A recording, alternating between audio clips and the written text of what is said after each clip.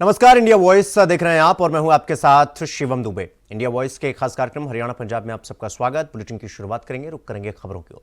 हरियाणा के मुख्यमंत्री नायब सिंह सैनी दिल्ली के राजेंद्र नगर में एक सार्वजनिक बैठक को संबोधित करते हुए उन्होंने कहा कि 5 फरवरी को दिल्ली के भाग्य का फैसला होगा। एक व्यक्ति जागता है और पूरे दिन झूठ बोलता है। जैसा कि आप सभी जानते हैं, जब वो चुनाव में उतरे तो मैं चौंक गया। विशेषाधिकार प्राप्त व्यक्ति भ्रष्टाचार से लड़ने का दावा कर रहा है, लेकिन उन्होंने दिल्ली को पेरिस जैसा बनाने का दावा किया था, लेकिन उन्होंने अपना घर ही वैसा बना दिया। गरीबों की मदद करने का दावा करते हैं अरविंद केजरीवाल, लेकिन अपनी हवेली के साफ पानी पर 15 करोड़ रुपए खर्च करते हैं, जबकि ऐसे व्यक्ति को ऐसा नहीं करना चाहिए। सत्ता में रहो, यहां तक कि 1 मिनट के लिए कानून अपना काम करता है, लेकिन ये व्यक्ति अपने फायदे के लिए कमीशन लेता रहता है। 5 तारीख को दिल्ली के भाग्य का फैसला करना है। एक तरफ वो व्यक्ति है जो सुबह उठता है और शाम तक झूठ परोसता रहता है। यह आप सब जानते हैं। मैं तो हैरान हो गया था, मैं जब उस इलेक्शन में भी आया था। जिस व्यक्ति का जन्म भाइयों उस स्टेज से हुआ हो, जिस स्टेज के ऊपर देश भ्रष्टाचार की लड़ाई लड़ रहा था, मैं अभी उमंग जी को सुन रहा था। बहुत ही जुझारू हमारे नेता हैं और आप लोगों से पूछ रहा था।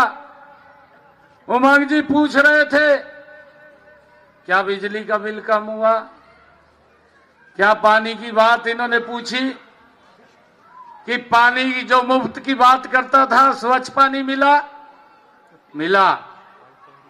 परंतु 15 करोड़ रुपए खर्च करके अपनी कोठी में लगा लिया। उसको तो पानी मिल रहा स्वच्छ, परंतु दिल्ली के लोगों को नहीं मिल रहा है। भाइयों, जो व्यक्ति वहां से उस मंच से खड़ा होकर के जिसने गरीब व्यक्तियों के भावनाओं को जगाने का काम किया और फिर उनसे खिलवाड़ किया, जो व्यक्ति ये बोलता था, जो व्यक्ति मन से बोलता था कि मैं आऊंगा, दिल्ली को पेरिस बना दूंगा। भाइयों, वो दिल्ली को तो पेरिस नहीं बना पाया, अपने घर को जरूर पेरिस बना लिया। बनाया नहीं बनाया? बनाया नहीं बनाया? मैं झूठ तो नहीं बोल रहा। कभी मेरे को कंधे भी झूठ बोल रहा, मैं तेरी बात बोल रहा भाई। मैं दिल्ली वालों की बात बोल रहा हूं, मैं दिल्ली के लोगों की भावनाओं की बात बोल रहा हूं। जो व्यक्ति मंचों से खड़ा होकर के बोलता था कि मैं गरीब व्यक्ति के बच्चे को शिक्षा देकर के इंजीनियर बनाऊंगा, डॉक्टर बनाऊंगा, जो मन से बोलता था, अरे वो व्यक्ति दुर्भाग्यपूर्ण है इस दिल्ली के लिए।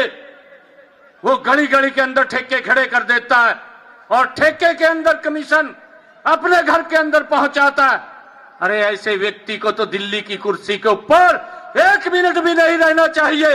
ऐसे लोगों को तो बाहर कर देना चाहिए। मैं आज आप लोगों के बीच में ये अपील करने के लिए आया हूं। भाइयों, कानून अपना काम करता है और ये बोलता है। मैंने एक दिन कहा, इसने यहां से एक व्यक्ति को भेजा, इसका कारिंदा था, कुरुक्षेत्र के अंदर भेज दिया। मैं वहां से सांसद था, चुनाव लड़ने के लिए भेज दिया।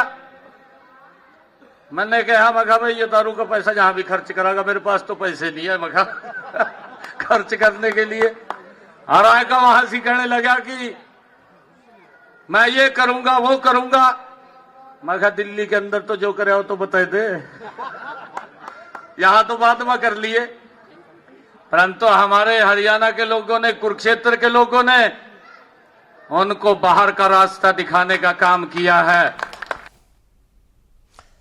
तो वहीं पंजाब के मुख्यमंत्री भगवंत मान ने शकूर बस्ती और त्रिनगर विधानसभा में आम आदमी पार्टी के प्रत्याशियों के समर्थन में मेगा रोड शो किया। इस दौरान उन्होंने कहा कि दिल्ली की जनता एक बार फिर झाड़ू का बटन दबाकर अपने बच्चों की किस्मत अरविंद केजरीवाल के सुरक्षित हाथों में देने का काम करेगी। सीएम भगवंत मान ने आगे कहा कि पूरे देश में सिर्फ अरविंद केजरीवाल ही एक ऐसे नेता हैं जो स्कूल, अस्पताल, बिजली, पानी की बात करते हैं।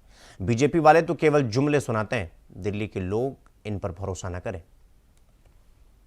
आज शकूर बस्ती में अपने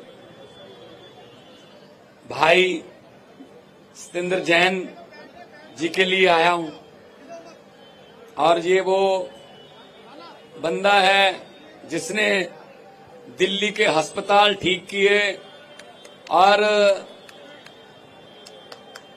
वो बात इतनी चुभी विरोधी पार्टियों को इनको सबसे पहले इनको अंदर किया। सबसे ज्यादा टाइम ये जेल में रह के आए। तोड़ने की बहुत कोशिश की गई, बिक जाओ, टिक जाओ, लेकिन इन्होंने कहा कि हमको लोगों ने वोट डाल के बनाया, हम बिकेंगे नहीं। तो सतेंद्र जैन भाई बाहर आए, बड़ी खुशी हुई। तोड़ने की कोशिश की, लेकिन मैं वो शेर कहता हूं ना कि हम वो पत्ते नहीं हैं जो शाख से टूटकर गिर जाएंगे। आंधियों को कह दो अपनी औकात में रहें।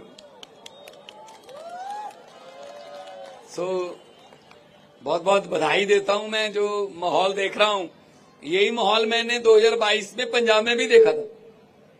पता चल जाता है ना, लोगों की आंखों से पता चल जाता है कि क्या करने वाले हैं। अब जो जितना दुकानों से बाहर निकलकर, मकानों से बाहर निकलकर माएं, बहनें, बुजुर्ग, बच्चे, नौजवान जितना आप प्यार दे रहे हो, हमने कोई लालच देके तो आपको बुलाया नहीं। आप अपने आप आए हो, इसका मतलब 5 तारीख को भी अपने आप ही जाओगे और अपने आप ही बटन दबाओगे। तो बहुत बहुत बधाई देनी चाहता हूं मैं एडवांस में कि भाई सतेंद्र जैन, जिन्होंने बहुत यातना झेली, इनकी बहुत कोशिश की कि आम आदमी पार्टी को खत्म किया जाए, इनके बड़े नेताओं को खत्म किया जाए, लेकिन इन्होंने जो प्रेरणा दी तो बाकी नेताओं को भी प्रेरणा मिली। बहुत बहुत बधाई।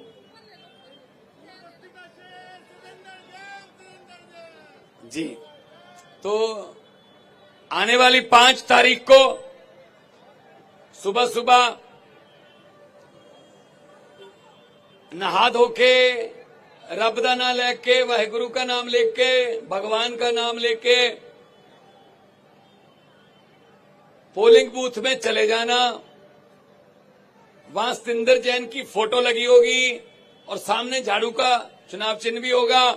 वो बटन दबा के वापस आ जाना। किसी और बटन की तरफ देखने की कोशिश भी मत करना, वरना आंखों में काला मोतिया उतर सकता है। इतने भ्रष्टाचारी हैं ये। 3 नंबर का बटन है, मशीन में 3 नंबर है, आना पहले नंबर पर है। पिछली बार भी 3 था और आए पहले नंबर पर थे। तो इस बार भी 3 को दबा के आ जाना और 8:15 बजे, 8:30 बजे 8 तारीख को आए खबर के सतेंद्र जैन रुझानों में बहुत आगे निकल चुके हैं। पता क्या, कुदरत बहुत बड़ी चीज है, परमात्मा बहुत बड़ी चीज है। आप देखिए, देश का झंडा शान से झूल रहा है, बीजेपी की हवा निकल गई। देखो, आप देखिए, ये मैंने निकाली है, ये मैंने निकाली है। पहले देखो आप, झंडा शान से झूल रहा है, उधर तो हवा निकल गई, हवा निकल गई। ये कुदरत, ये परमात्मा, ये वाहिगुरु, ये भगवान संकेत देता है कि हवा निकल गई झंडे के सामने। तो क्या आपके घर का बिजली बिल बदलने वाला है या बिजली विभाग के नियमों में कोई बदलाव होने वाला है? ये सवाल इसलिए क्योंकि राजस्थान की राजधानी जयपुर में यूपी बिहार समेत अन्य राज्यों के ऊर्जा मंत्री बैठक कर रहे हैं। जयपुर में भारत सरकार के नवीन और नवीनीकरण ऊर्जा मंत्रालय की ओर से एक खास बैठक बुलाई गई। मुख्यमंत्री भजनलाल शर्मा, केंद्रीय मंत्री प्रहलाद जोशी, हरियाणा के ऊर्जा मंत्री अनिल विज ने नवीनीकरण ऊर्जा मंत्रालय पर क्षेत्रीय समीक्षा बैठक में शिरकत की। इस अवसर पर ऊर्जा मंत्री अनिल विज ने कहा कि प्रधानमंत्री नरेंद्र मोदी का फोकस नवीकरण ऊर्जा पर है। इसका उद्देश्य 2047 तक 1800 मेगावाट ऊर्जा उत्पादन का लक्ष्य हासिल करना है। इसके अलावा 2030 तक नवीकरणीय ऊर्जा में 500 गीगावाट तक पहुंचने का लक्ष्य रखा गया है। ऊर्जा मंत्री अनिल विज ने यह भी बताया कि नवीकरण ऊर्जा देश में रोजगार के अवसर बढ़ाएगी। अधिकारियों का, डिस्कॉम का एमडी का, additional chief secretary, principal secretary, energy का मीटिंग आज हमने जयपुर में बुलाया है। जैसे मेरा भाषण भी मैं कहा, मैं माननीय मुख्यमंत्री और पूरे राजस्थान सरकार को और एनर्जी मंत्री नागर जी को मैं धन्यवाद अर्पित करता हूं। उन लोगों ने हमको आतिथ्य दिया है। तो भारत रिन्यूएबल एनर्जी क्षेत्र में अभी दुनिया में एक रोल मॉडल के रूप में आगे बढ़ रहा है। 5वीं नंबर पे अर्थव्यवस्था पे हम पहले थे, अभी पहले 11वीं नंबर पे थे, अभी 5वीं नंबर पहुंच गया है। हम अभी रिन्यूएबल एनर्जी में 5वीं नंबर से तीसरी लार्जेस्ट प्रोड्यूसर हो गया है। We are the third largest renewable energy producer of the world today. तो पीएम सूर्यघर, पीएम कुसुम, सभी राज्यों में इसको इंप्लीमेंट करना, डिसेंट्रलाइज सोलार, एक सामान्य व्यक्ति ऊर्जा दाता बने,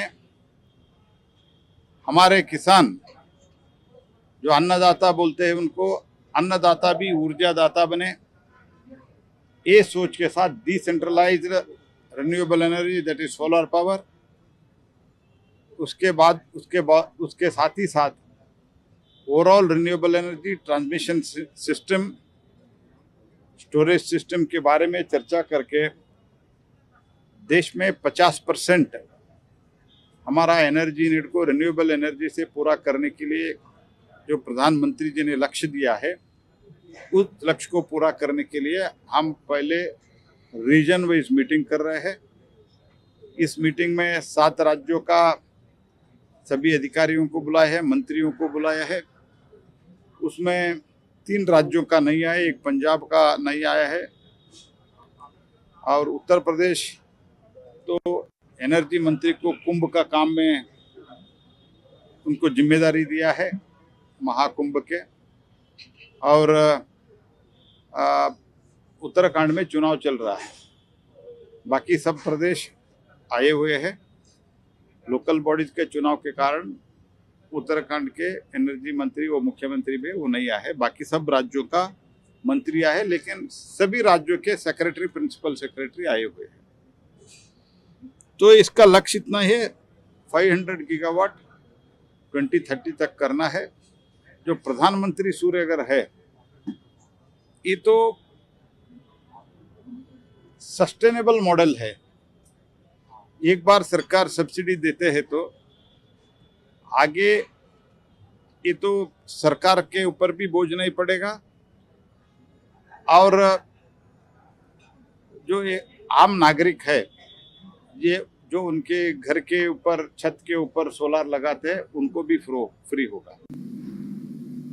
अग्नि, जल, वायु, धरती और आकाश 5 तत्वों से बनकर बना है। इसमें जो अग्नि तत्व है वो सूर्य का तत्व है। बाकी स्रोतों को मानव जाति ने काफी एग्जॉस्ट कर लिया है और अपने इस सुंदर ग्लोब को हमने धूमिल भी कर लिया है, क्योंकि पर्यावरण को बचाने का जो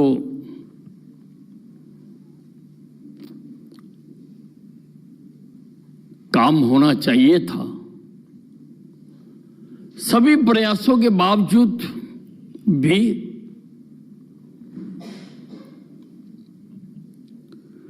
उसमें जितनी सफलता होनी चाहिए, हालांकि अंतर्राष्ट्रीय स्तर पर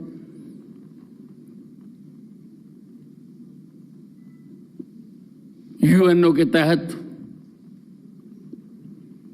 अनेक समितियां बनी हुई हैं, समय समय पर राष्ट्रों पर कई प्रकार के प्रतिबंध भी लगाती हैं,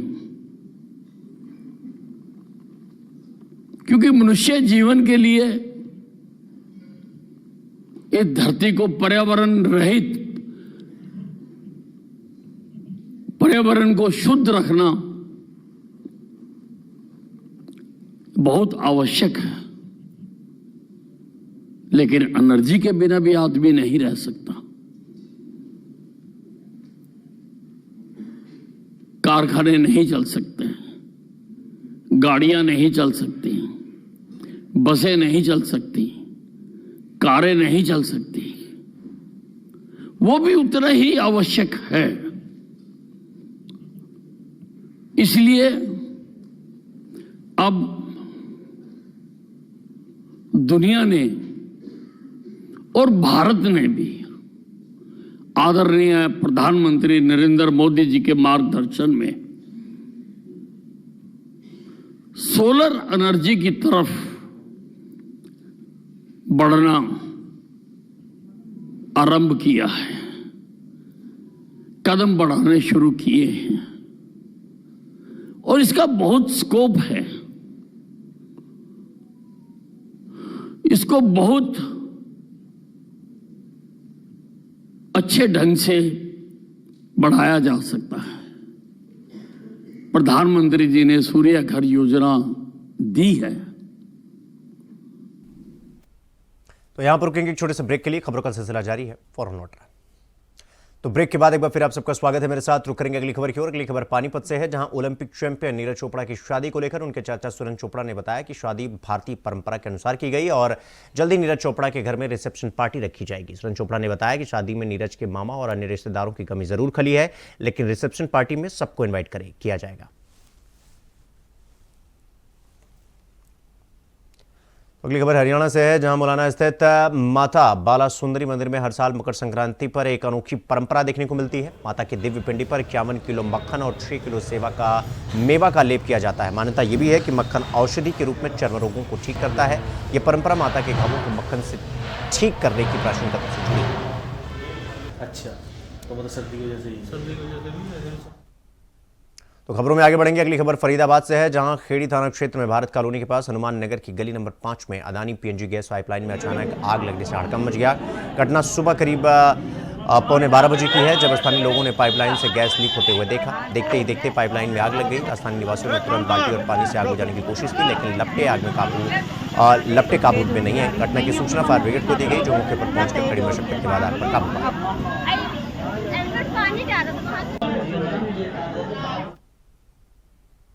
तो अगली खबर फरीदाबाद से है, जहां दिल्ली से सटे तिगांव विधानसभा की कई कॉलोनी में राज्य मंत्री राजेश नागर ने 44 गलियों का नारियल फोड़कर शिलान्यास किया। सालों से कच्ची गलियों में मजबूर कॉलोनी के लोगों ने राजेश नागर का फूल मालाओं से स्वागत किया। राजेश नागर का और इस दौरान राजेश नागर ने कहा कि हरियाणा सरकार का मकसद है कि अंतिम छोर पर बैठे व्यक्ति तक सरकार का लाभ पहुंचाया जाए।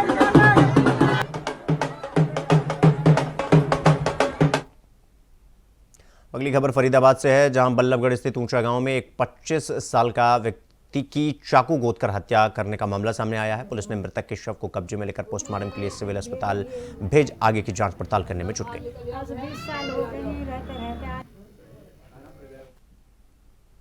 तो अगली खबर भिवानी से है, जहां जिले के सिवानी क्षेत्र निवासी 40 वर्षीय 3 बच्चों के पिता ने आज सोमवार संदिग्ध परिस्थितियों में फांसी लगाकर आत्महत्या कर ली। नशे का आदी बताया जा रहा था पिता, और पिछले काफी दिनों से मानसिक तौर पर परेशान भी चल रहा था। पुलिस ने शव को पोस्टमार्टम के लिए भिजवाकर आगे की जांच पड़ताल करने में जुट गई। तो अगली खबर पंचकुला से है, जहां हरियाणा के मुख्यमंत्री नायब सिंह सैनी ने कहा कि प्रधानमंत्री नरेंद्र मोदी के नेतृत्व में केंद्र सरकार और वर्तमान हरियाणा सरकार महिला सशक्तिकरण के लिए लगातार काम कर रही है। सरकार का प्रयास है कि देश के विकास में महिलाओं का अहम भागीदारी होनी चाहिए। मुख्यमंत्री ने कहा कि उन्हें विश्वास है कि माता बहनों द्वारा आज दिए गए सुझाव आगामी बजट में महिलाओं को सशक्त और मजबूत बनाने में बड़ी भूमिका निभाएंगे। तो वहीं अगली खबर यमुनानगर से है, जहां 2 दिन से लापता बच्चे की तलाश के लिए थाने पहुंचे परिजन के साथ पुलिसकर्मियों द्वारा अभद्रता करने का हंगामा करने का मामला सामने आया और इसके बाद परिजन ने थाने के सामने ही प्रदर्शन करते हुए धरना शुरू कर दिया। सूचना मिलते ही जिला पुलिस अधीक्षक राजेश कुमार भी मौके पर पहुंचे और मामले को शांत करवाया और अभद्रता करने वाले पुलिसकर्मियों पर कार्रवाई का आश्वासन दिया। गुंडागर्दी नहीं चलेगी। अगली खबर यमुनानगर से है, जहां ग्राम दादूपुर में 3 नाबालिग युवकों पर कुछ युवकों ने मोबाइल चोरी का संदेह होने को लेकर उसकी पिटाई कर दी और जिससे एक नाबालिग युवक 17 वर्षीय आर्यन की निजी अस्पताल में इलाज के दौरान मौत हो गई। उसका एक साथी 16 वर्षीय अरुण गंभीर रूप से घायल है और उसे पीजीआई चंडीगढ़ में भर्ती करवाया गया है, जहां उसका इलाज चल रहा है। रुक करेंगे अगली खबर की ओर। अगली खबर भिवानी से है, जहां गांव बलियानी के खेतों में करीब 50 साल के व्यक्ति का शव संदिग्ध परिस्थितियों में खेत में एक पेड़ से लटका हुआ मिला। युवक का चेहरा पूरी तरीके से ढका हुआ था और 3 दिन से वह लापता बताया जा रहा था। मृतक की पहचान गांव बलियानी के जिले उर्फ भुंडू के रूप में की गई है। मृतक 6 बच्चों का पिता है। भवानीखेड़ा थाना पुलिस मौके पर पहुंचकर छानबीन की तो पता चला कि उसका असली नाम जिले सिंह के रूप में हुआ। इसके परिजनों ने मौके पर पहुंचकर शव की पहचान की। फिलहाल पुलिस आगे की जांच पड़ताल करने में जुट गई।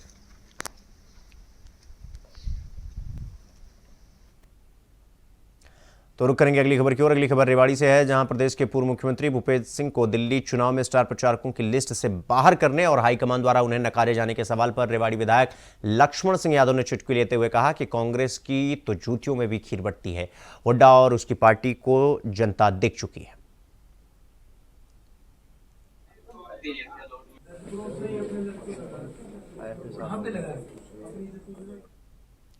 तो अगली खबर मोगा से है, जहां जम्मू बूशड़खाना गौ सुरक्षा सेवा दल की सूचना के आधार पर मोगा पुलिस ने ट्रक को काबू में किया और इस दौरान पुलिस को देखकर ट्रक चालक मौके से फरार हो गया और जब ट्रक की चेकिंग की गई तो मौके से 11 बैल और 2 गाय बरामद हुई हैं। फिलहाल पुलिस ट्रक चालक की धरपकड़ में लग गई। ਇਹ ਸਾਨੂੰ ਅੱਜ ਇੱਕ ਸੁਬਾਹ ਹੀ ਕਾਲ ਪ੍ਰਾਪਤ ਹੋਈ ਹੈ। ਸਾਡੇ ਸ਼ਹਿਰ ਦੀਆਂ ਸਮਾਜ ਸੇਵਕ ਸੰਸਥਾਵਾਂ ਜਿਹੜੀਆਂ ਹੈਗੀਆਂ ਸਹਿਯੋਗ ਕਰਦੀਆਂ ਸਾਡੇ ਨਾਲ, ਉਹਨਾਂ ਵੱਲੋਂ ਕਾਲ ਪ੍ਰਾਪਤ ਹੋਈ ਸੀ ਕਿ ਇੱਕ ਰਾਤ ਕੋਈ ਬੇਸਹਾਰਾ ਪਸ਼ੂਆਂ ਦਾ ਇੱਕ ਟਰੱਕ ਪਕੜਿਆ ਗਿਆ, ਜਿਸ ਨੂੰ ਥਾਣੇ ਫਿਰੋਜ਼ਪੁਰ ਹਰਿਆਣਾ ਸਿਟੀ ਦੇ ਵਿੱਚ ਪਕੜਿਆ ਗਿਆ। ਉਹਦੀ ਕਾਰਵਾਈ ਚੱਲ ਰਹੀ ਹੈ। ਉਸ ਨੂੰ ਜਿਹੜਾ ਹੈਗਾ ਸ਼ਹਿਰ ਦੇ ਵਿੱਚ ਕਿਤੇ ਵੀ ਅਗਰ ਛੱਡਿਆ ਜਾਂਦਾ ਹੈਗਾ ਤਾਂ ਉਹ ਇੱਕ ਹਾਦਸੇ ਦਾ ਕਾਰਨ ਬਣਨਗੇ। ਉਹਨਾਂ ਦਾ ਸਹਿਯੋਗ ਦੇ ਨਾਲ ਅਸੀਂ ਉਹ ਜਾਨਵਰਾਂ ਨੂੰ ਸ਼ਹਿਰ ਦੇ ਵਿੱਚ ਨਾ ਖੁੱਲ੍ਹੇ ਵਿੱਚ ਛੱਡਦੇ ਹੋਏ ਆਪਣੀ ਗਊਸ਼ਾਲਾ ਦੇ ਵਿੱਚ ਸਾਂਭ ਸੰਭਾਲ ਲਈ ਛੱਡ ਦਿੱਤਾ ਹੈ।